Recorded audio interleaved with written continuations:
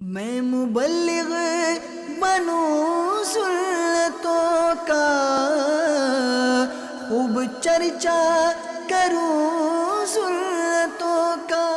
الحمدللہ رب العالمین والصلاة والسلام على سید المرسلین، اما بعد فاعوذ باللہ من الشیطان الرجیم، بسم اللہ الرحمن الرحیم۔ پڑھیے الصلاة والسلام علیکہ یا رسول اللہ وعلى آلك وأصحابك يا حبيب الله، الصلاة والسلام عليك يا نبي الله وعلى آلك وأصحابك يا نور الله۔ اللہ پاک کے آخری نبی رسول ہاشمی صلی اللہ علیہ وسلم نے فرمایا، جو قوم کسی مجلس میں بیٹھے اور اس میں نہ اللہ پاک کا ذکر کرے، نہ اس کے نبی صلی اللہ علیہ وسلم پر درود بھیجے، یعنی نبی محمد صلی اللہ علیہ وسلم پر، تو قیامت کے دن اس قوم پر ذلت اور نحوست مسلط کر دی جائے گی۔ پیارے اسلامی بھائیوں، جہاں درود پاک پڑھنے کے فضائل ہیں، وہاں درود کو ترک کرنا یہ بہت نقصان دہ ہے۔ جہاں نبی کریم صلی اللہ علیہ وسلم کا نام نامی اس میں گرامی لیا جائے اور درود نہ پڑھا جائے، ایسی مجلس جس میں لوگ بیٹھے ہیں، اللہ کا ذکر نہ کریں، نبی پاک پر درود نہ پڑھیں، وہ بھی خسارے کی مجلس ہے۔ مجلس کا معنی کیا ہے؟ مجلس بیٹھنے کی جگہ کو کہتے ہیں۔ ایک شخص اکیلا بیٹھا ہو، یہ بھی مجلس ہے، اور دو بیٹھے ہوں، یہ بھی مجلس ہے، چار بیٹھے ہوں تو یہ بھی مجلس ہے، بہت بڑا اجتماع ہو تو وہ بھی ایک مجلس ہی کی شکل ہے۔ لہذا جب بھی آپ کسی مجلس میں ہوں، کسی گیدرنگ میں ہوں، تو آپ نے اللہ کا ذکر کرنا ہے اور نبی پاک صلی اللہ علیہ وسلم پر درود پاک پڑھنا ہے۔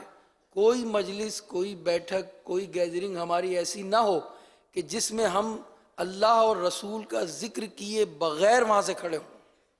تو اپنی عادت بنائیں کہ جہاں کہیں بیٹھیں وہ اللہ اور رسول صلی اللہ علیہ وسلم کے ذکر کے ساتھ ہماری وہ بیٹھک ہو۔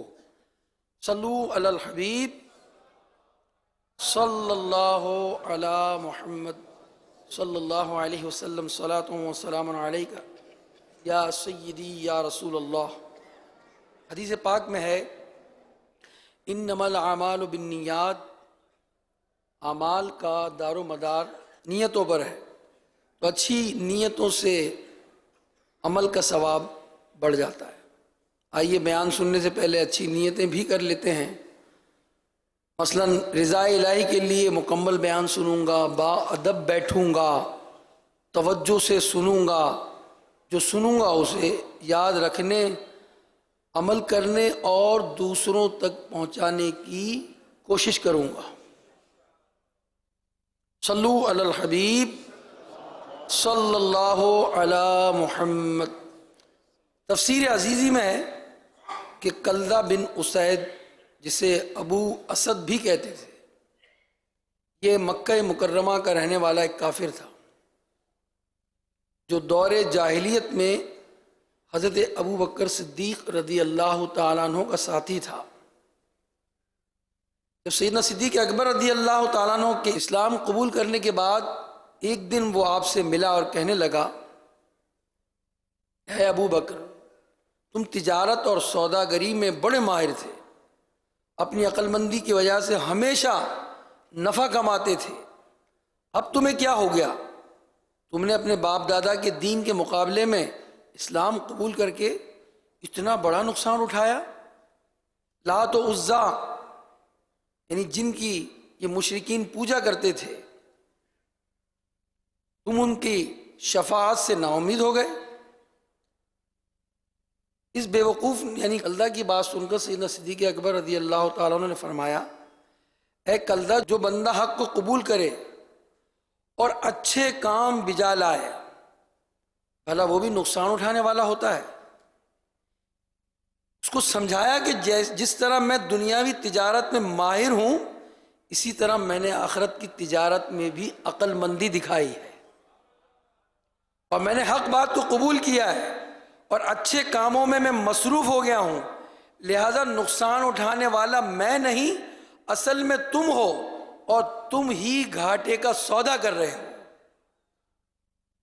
صدیق اکبر رضی اللہ تعالیٰ عنہ کی اس بات کا جو مفہوم میں نے پیش کیا آپ کو، اس کی تائید میں اللہ تبارک و تعالیٰ نے سورہ عصر نازل فرمائی۔ چنانچہ سنیے سورہ عصر، بسم اللہ الرحمن الرحیم، والعصر ان الانسان لفی خسر، زمانے کی قسم بے شک آدمی ضرور خسارے میں ہے، الا الذین آمنوا وعملوا الصالحات، مگر جو ایمان لائے اور انہوں نے اچھے کام کیے، وتواصوا بالحق وتواصوا بالصبر، اور ایک دوسرے کو حق کی تاکید کی اور ایک دوسرے کو صبر کی وصیت کی۔ پیارے پیارے اسلامی بھائی، مسلمانوں کے پہلے خلیفہ حضرت ابو بکر صدیق رضی اللہ تعالیٰ عنہ کے اس پیارے پیارے جواب اور اس پر نازل ہونے والی سورہ عصر سے معلوم ہوا انسان سارے کے سارے خسارے میں ہے۔ اس نقصان سے بچتا صرف وہی ہے جس میں یہ تین صفات ہوں، اور آج یہی ہمارے بیان کا موضوع بھی ہے۔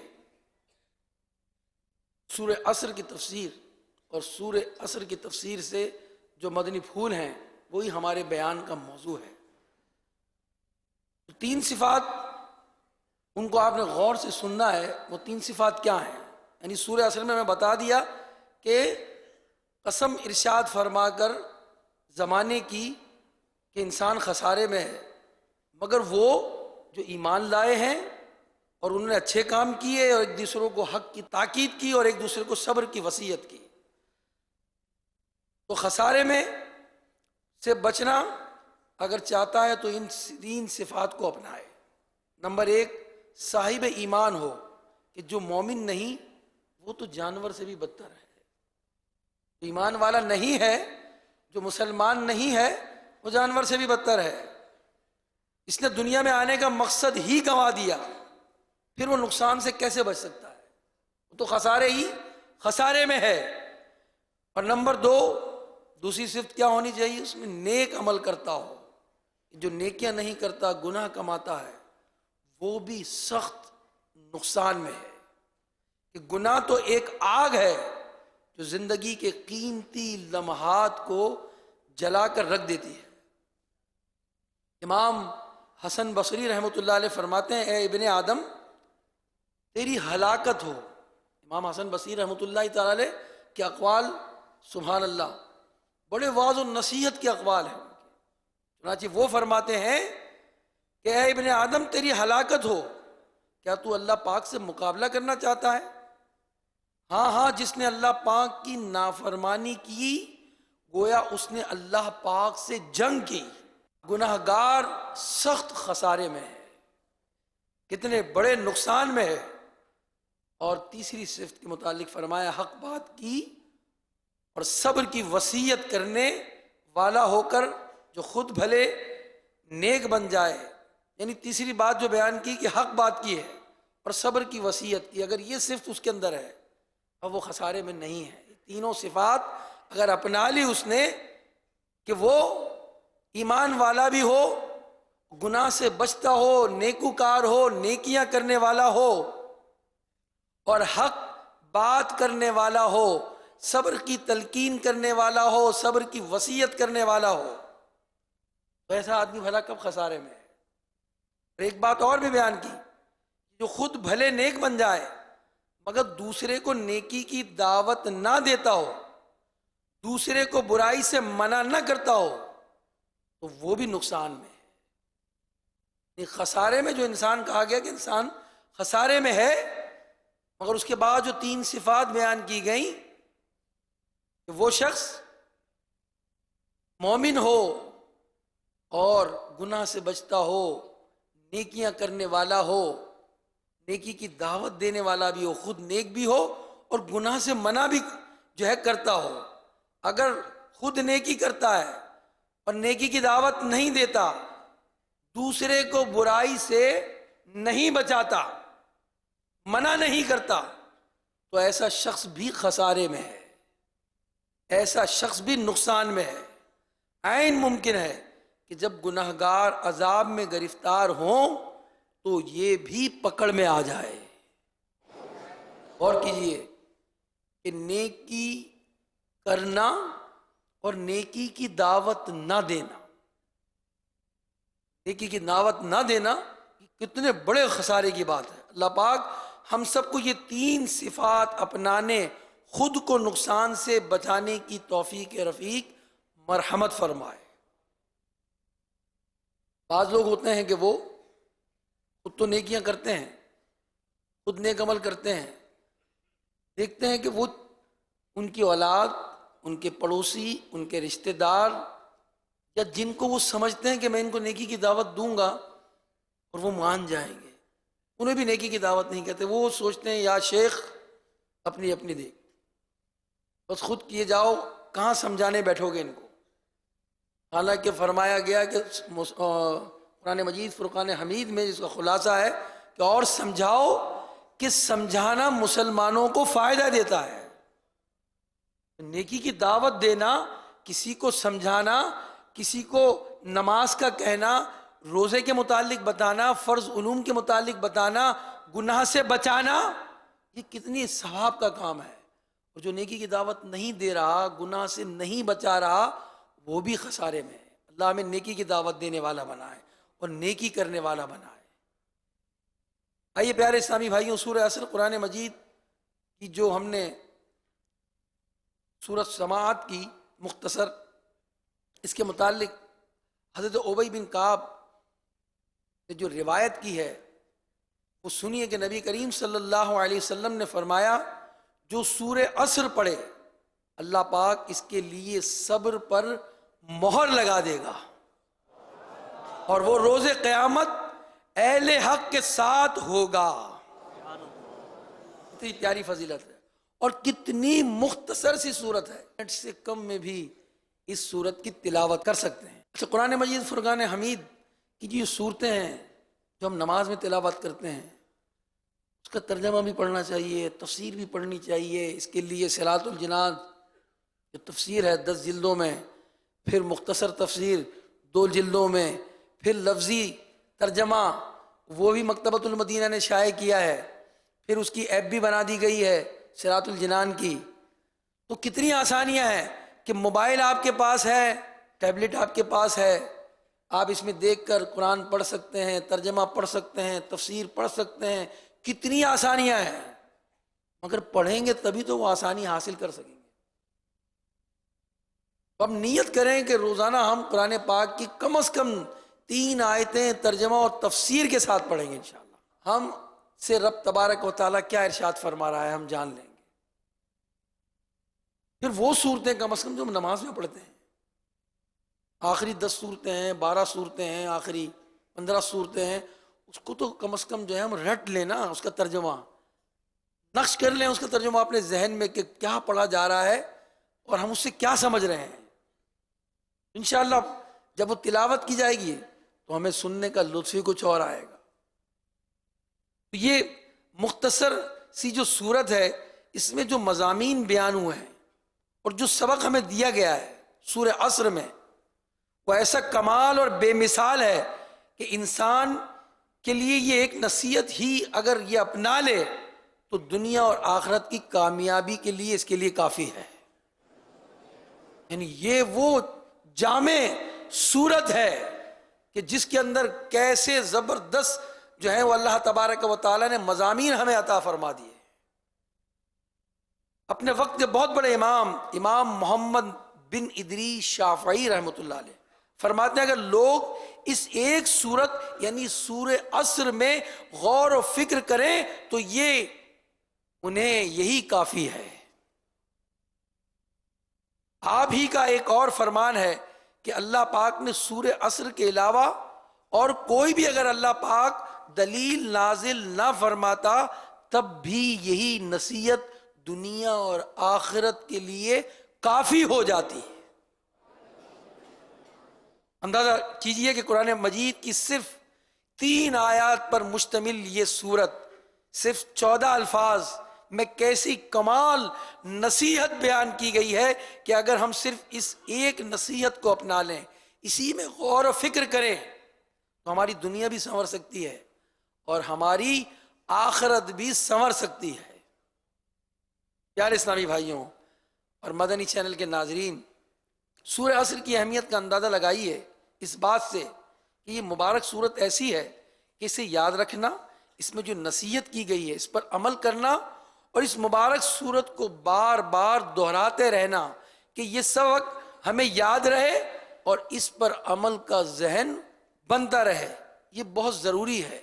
طبرانی شریف میں ہے کہ 2 صحابی رضی اللہ تعالی عنہما تھے، ان کا معمول کیا تھا؟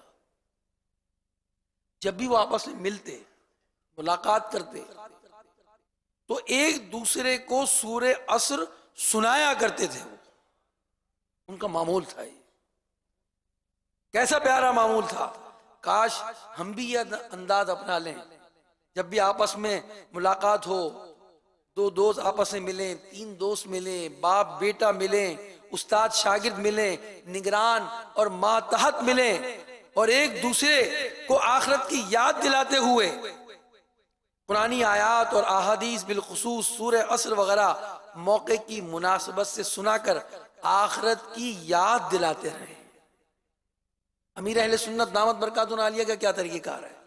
کسی کو خوشی کا پیغام دینا ہو، کسی کے یہاں ولادت ہوئی ہے بچے کی، تو بچوں کی مبارکباد کے ساتھ ساتھ کہیں گے میں آپ کو ایک مدنی پھول پیش کر رہا ہوں، کبھی حدیث بیان کریں گے، کبھی کوئی قول بیان کریں گے، شب جمعہ میں آپ کی تحریر آتی ہے اس میں مدنی پھول ہوتا ہے، کسی کی عیادت کرتے ہیں، کسی کی تعزیت کرتے ہیں تو اس میں مدنی پھول ارشاد فرماتے ہیں۔ آپ کی گویا کوئی بیٹھک، آپ کی کوئی تحریر نصیحت سے خالی نہیں ہے،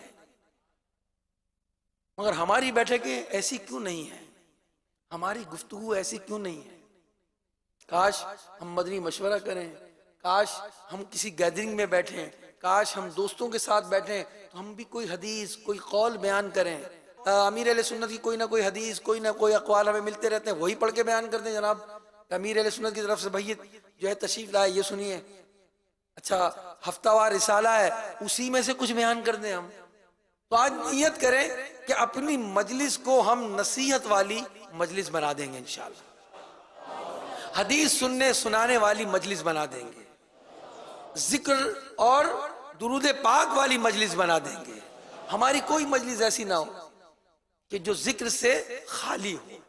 انشاءاللہ ذکر اللہ بھی کریں گے، نبی پاک پر درود پاک بھی پڑھیں گے، اور جب مجلس کا اختتام ہو تو اچھی باتیں ہوتی ہیں، بعض اوقات کوئی ایسی باتیں بھی جو ہے مجلس میں ہو جاتی ہیں فضول قسم کی، اس کے آخر میں دعا پڑھ لیں، اختتام مجلس کی دعا۔ ایک ملک میں گیا میں تو وہاں حلقہ لگا ہوا تھا فیضان مدینہ میں، اور اس بک کے وہاں اسلامی بھائی تھے، تو وہ میں نے ان کو دیکھا کہ وہ سب گھیرا لگا رہے ہیں۔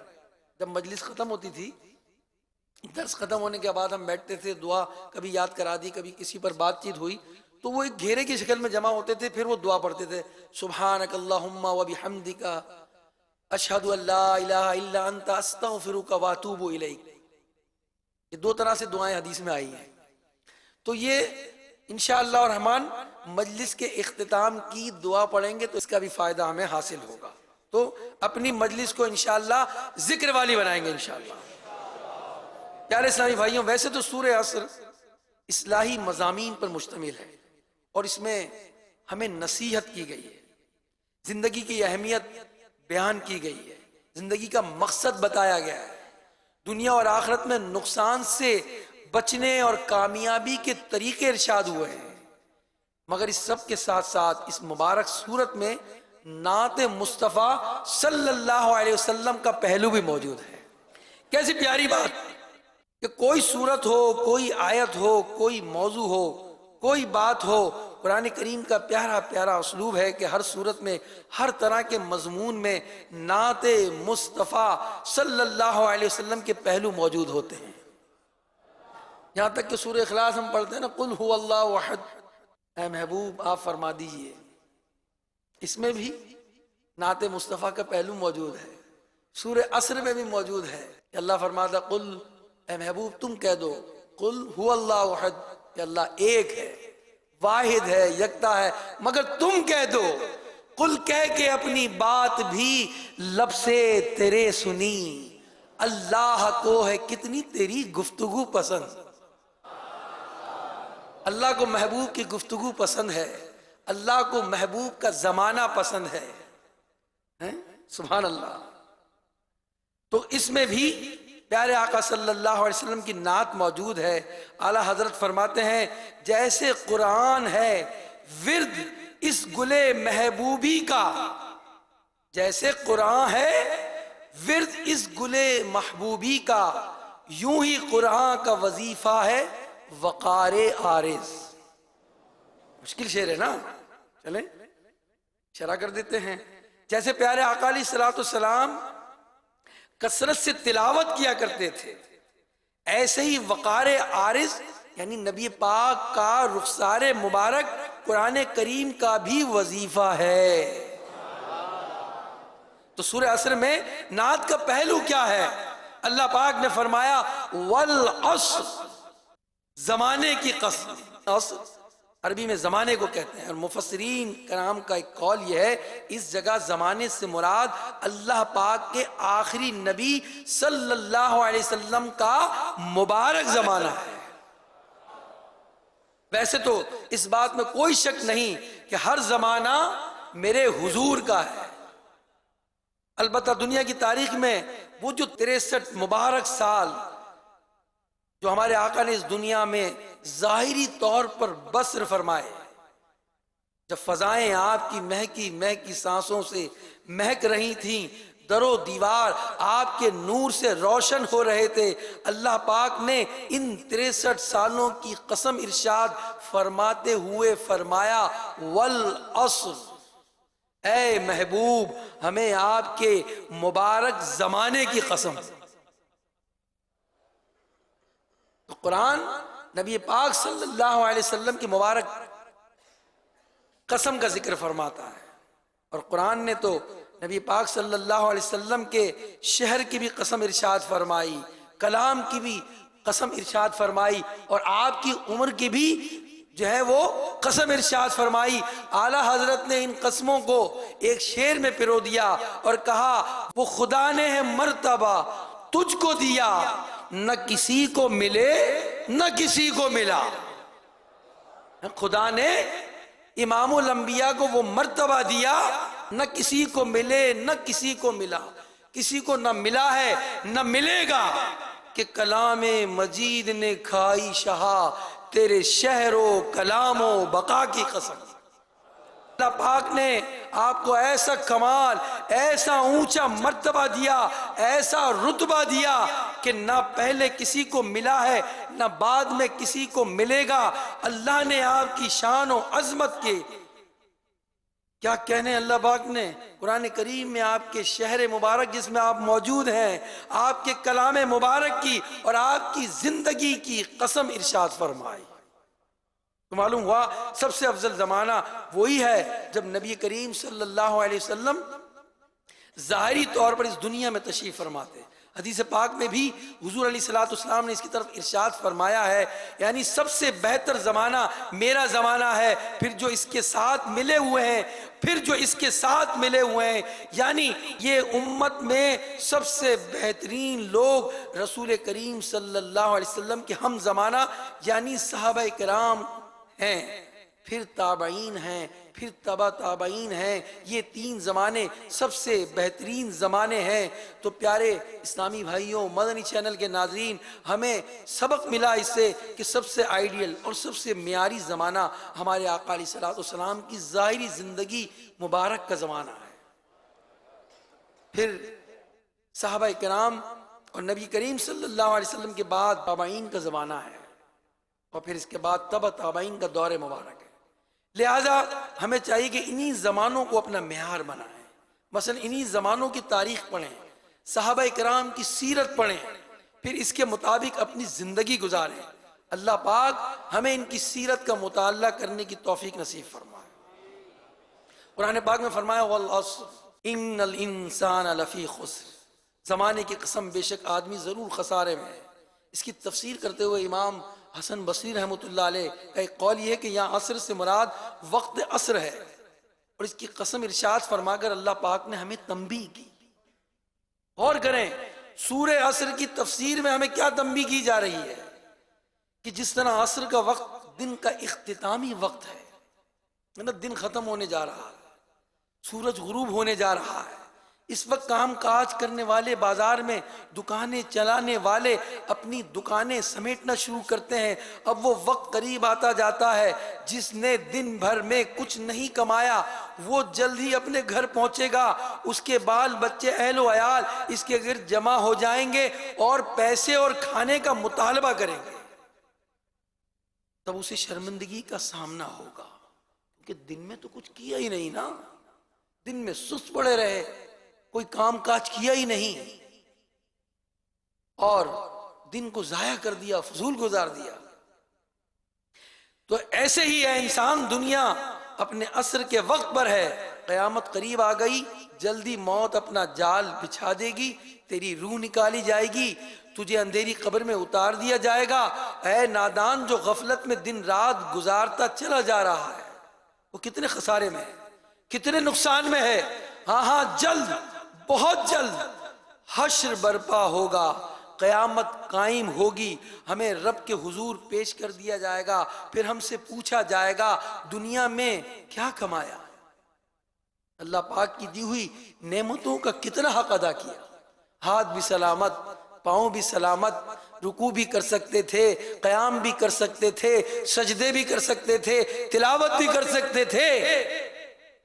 پوچھا جائے گا کہ نعمتوں کا کتنا حق ادا کیا، اور ہر نعمت کے متعلق پوچھا جائے گا۔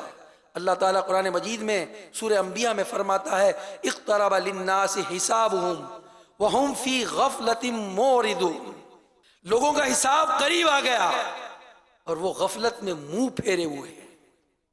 کیسی نصیحت قرآن ہمیں کر رہا ہے۔ اے عاشقان رسول، بات واقعی صحیح ہے، انسان خسارے میں ہے، سخت خسارے میں۔ تفسیر کبیر میں ہے، ایک بزرگ فرماتے ہیں میں نے سورہ عصر کی دوسری آیت کا معنی یعنی والعصر کے بعد ان الانسان لفی خسر، بے شک انسان خسارے میں ہے، اس کا معنی میں نے ایک برف بیچنے والے سے سیکھا۔ وہ برف بیچنے والا آواز لگا رہا تھا ارحموا من یذوب رأس مالہ، اے لوگوں اس شخص پر رحم کھاؤ جس کا سرمایہ پگھل رہا ہے۔ میں نے اس سے سورہ عصر کی تفسیر کو جانا، اس کی عبرت انگیز صدا سن کر میں نے یہ کہا ان الانسان لفی خسر، واقعی انسان خسارے میں ہے، مطلب انسان کی زندگی بھی برف کی طرح پگھل رہی ہے، جو اس میں نیکی نہ کمائے وہ سخت خسارے میں ہے، وہ سخت نقصان میں ہے۔ کسی نے کہا نہ ہو رہی ہے عمر مثل برف کم، رفتہ رفتہ چپ کے دم بدم، سانس ہے ایک راہ روح ملک عدم، دفعتن ایک روز یہ جائے گا تھم، ایک دن مرنا ہے آخر موت ہے، کر لے جو کرنا ہے آخر موت ہے۔ پیارے اسلامی بھائی یقین مانیے ہماری زندگی، ہماری ایک ایک سانس بہت قیمتی ہے۔ داتا گنج بخش رحمۃ اللہ علیہ اپنی مشہور کتاب کشف المحجوب میں لکھتے ہیں دنیا میں ایک سانس لینا آخرت کے 1000 سانسوں سے بہتر ہے۔ کتنی بڑی بات کتنے مختصر لفظوں میں کر گئے داتا علی حجویری۔ غور کیجئے ہماری ایک ایک سانس کتنی قیمتی ہے۔ امام فخر الدین رازی تفسیر کبیر لکھنے والے یہی بات ایک دوسرے انداز میں سمجھاتے ہیں۔ فرماتے ہیں تصور باندھو، تصور کرو ایک شخص 1000 سال زندہ رہا، اس نے 1000 سال زندگی گناہوں میں گزاری، اب اس کے پاس صرف ایک لمحہ باقی ہے اپنی زندگی کا، اور ایک لمحے کے بعد اسے موت آ جائے گی۔ اب اگر وہ اس آخری لمحے میں یعنی نزا کی کیفیت طاری ہونے سے پہلے توبہ کر لے، سچی توبہ کر لے، تو سچی توبہ کی برکت سے اس کے 1000 سال کے گناہ معاف ہو سکتے ہیں، اور وہ جنت کی ہمیشہ رہنے والی نعمتوں کا حقدار بن سکتا ہے۔ اس سے اندازہ لگائیے کہ جب ایک لمحے کی اتنی قیمت ہے تو ایک آدمی ساری زندگی نیکیوں میں گزارے، ایک لمحہ بھی ضائع نہ ہونے دے، تو اس کو کیسے کیسے انعامات ملیں گے۔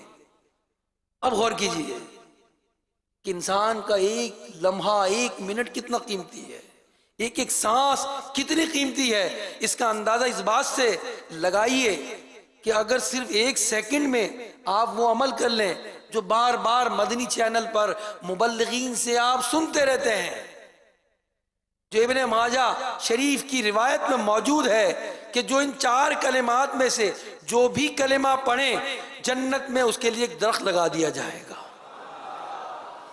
سبحان اللہ پڑھے، الحمدللہ، لا الہ الا اللہ، اللہ اکبر۔ اب کتنی دیر لگی؟ 1 مرتبہ آپ نے سبحان اللہ کا، جنت میں ایک درخت لگا دیا جائے گا۔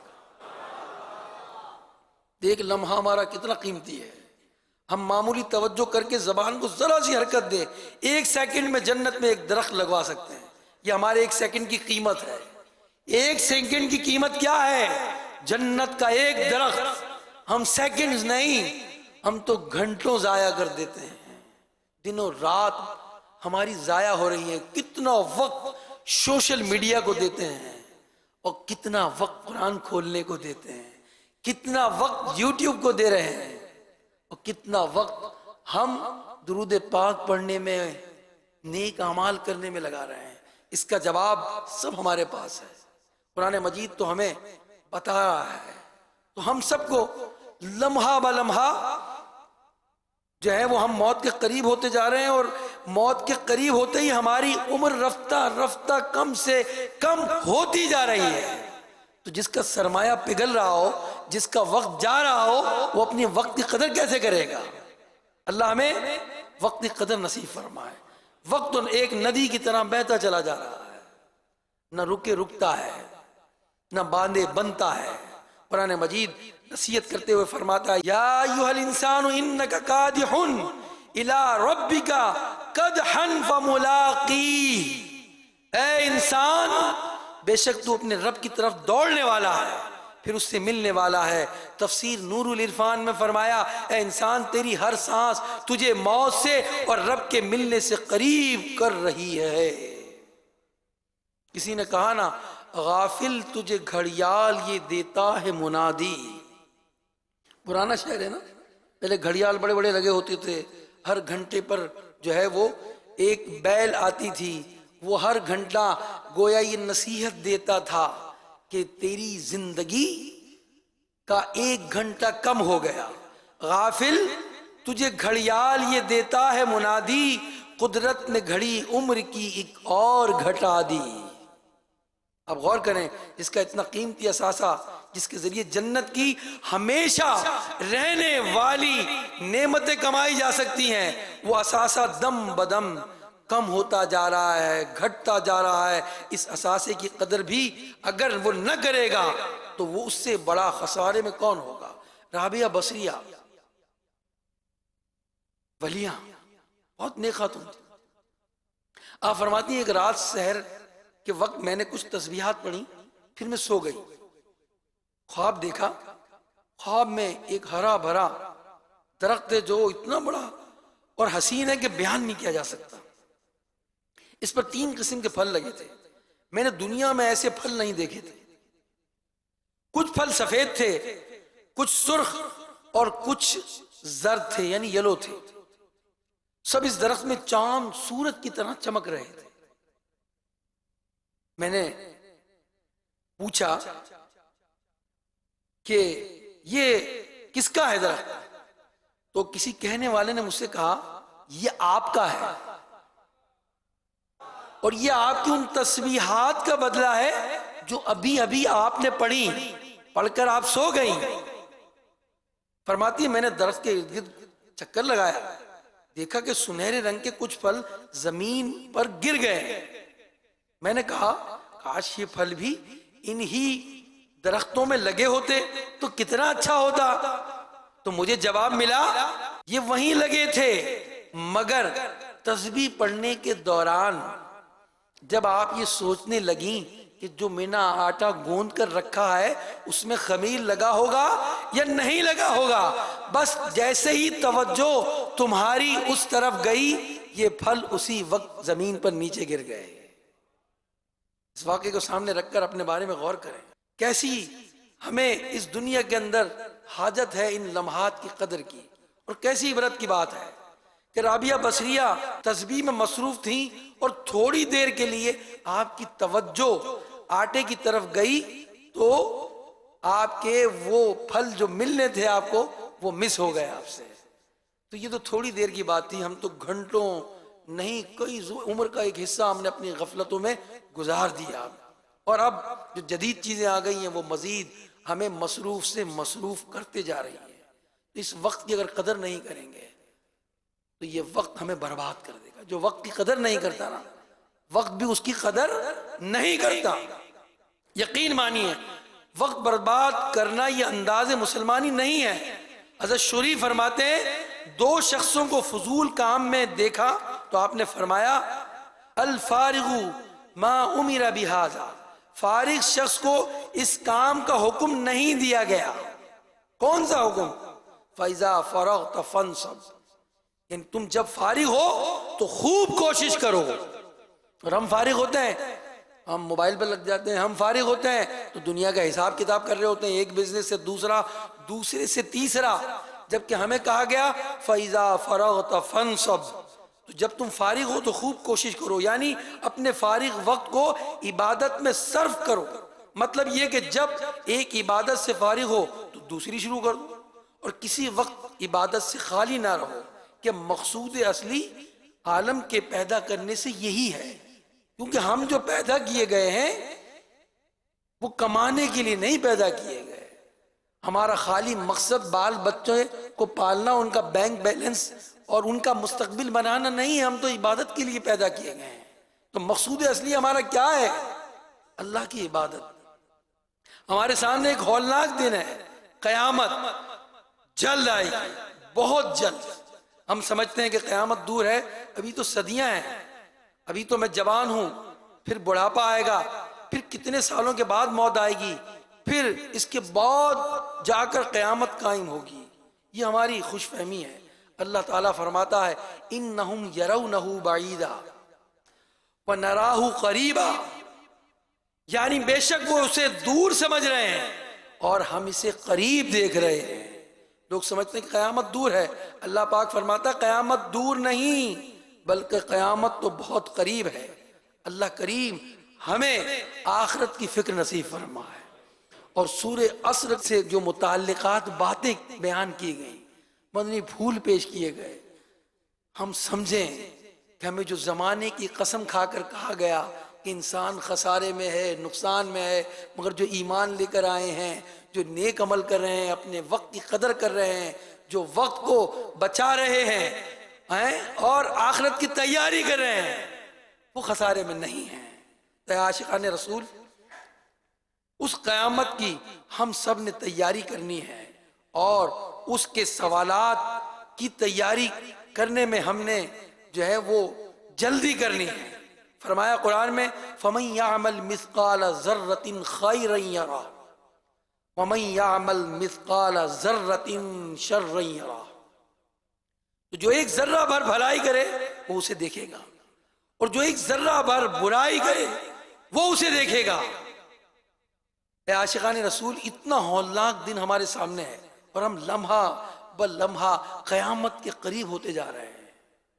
ہم موت کو بھی بھولے ہوئے، قیامت کے دن بھی بھولے ہوئے، قیامت کا دن بھی، یعنی پہلے تو ملک الموت کا سامنا ہے، ملک الموت کا سامنا کرنے کے بعد موت کے گھاٹ اتر گئے، پھر قبر میں اترنا ہے، پھر قبر کے سوالات ہیں، نکیرین کا سامنا ہے، پھر اس کے بعد جنت کی کھڑکی کھلتی ہے یا معاذ اللہ جہنم کی کھڑکی کھولی جاتی ہے، ہمیں نہیں معلوم، اور نہ جانے کب تک قبر میں رہنا ہے۔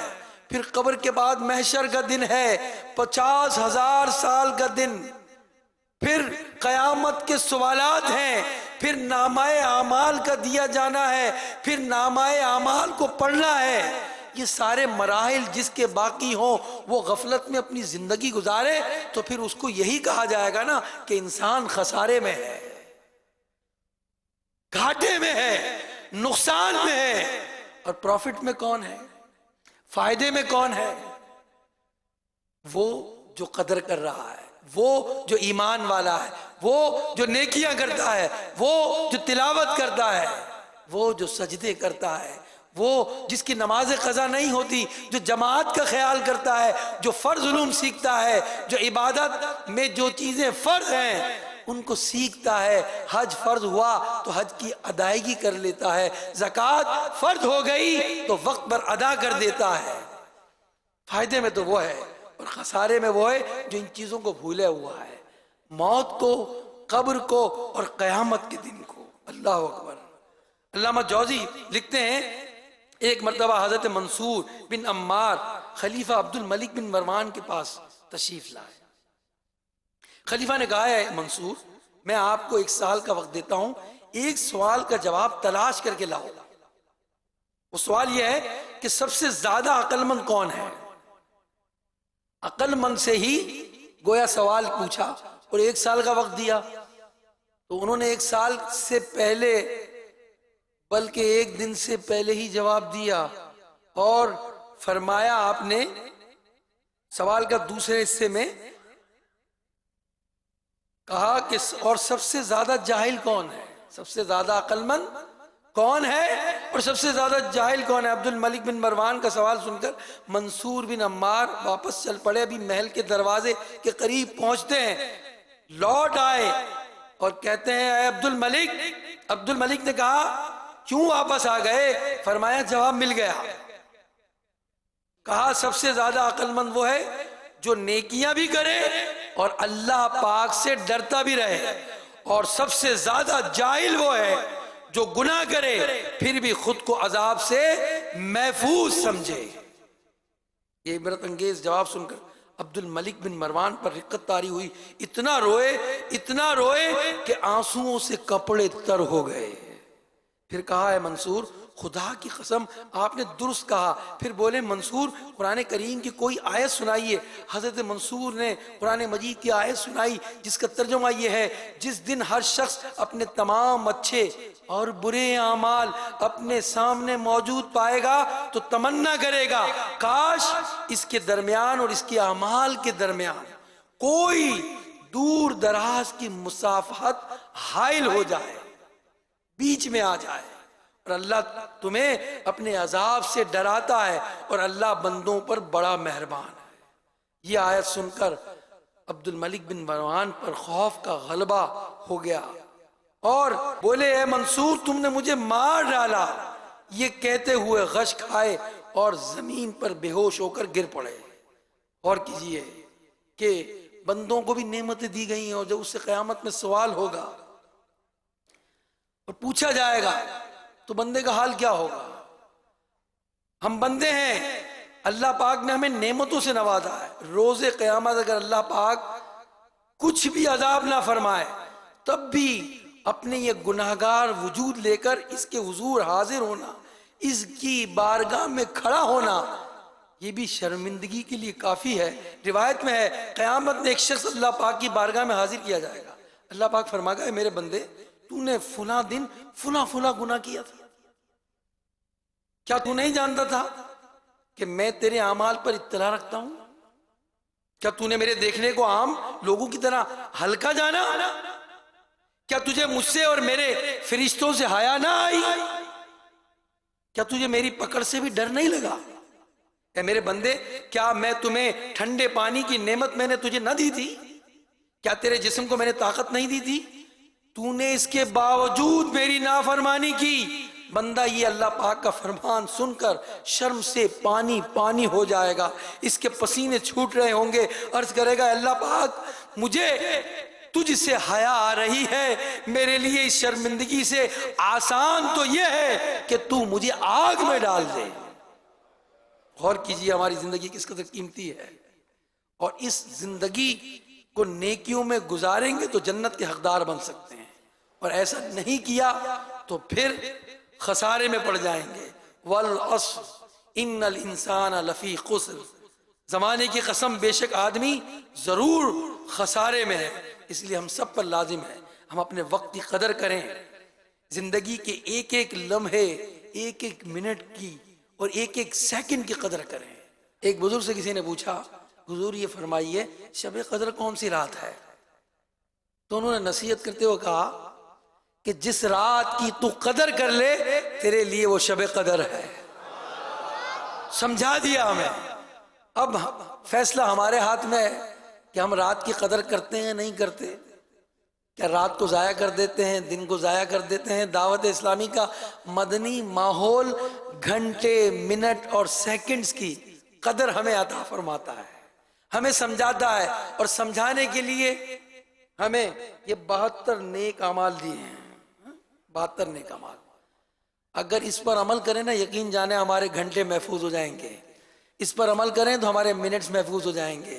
اس میں قرآن کی تلاوت کی ترغیب بھی ہے، نمازوں کی ترغیب بھی ہے۔ اللہ مجھے اور ہم سب کو عمل کی توفیق رفیق مرحمت فرمائے۔ نیت کریں اور ہر روز نیت کیا کریں، انشاءاللہ ابھی تو نیت کریں گے کہ آئندہ جتنی زندگی ہے اس کو انشاءاللہ عبادت میں گزارنے کی کوشش کروں گا۔ ہر روز صبح ہو تو نیت کریں کہ انشاءاللہ میں اپنے پورے دن کو عبادت میں اور فضولیات سے بچنے میں گزاروں گا، انشاءاللہ اللہ کی عبادت میں، اس کے کلام کی تلاوت میں گزاروں گا، رزق حلال کمانے میں گزاروں گا، ماں باپ سے حسن سلوک میں گزاروں گا، مسلمانوں کی خیر خواہی میں گزاروں گا۔ اللہ جل مجدہ ہم سب کو عمل کی توفیق مرحمت فرمائے۔ صلو علی الحبیب صلی اللہ علی محمد۔ میں مبلغ بنوں سنتوں کا، خوب چرچا کروں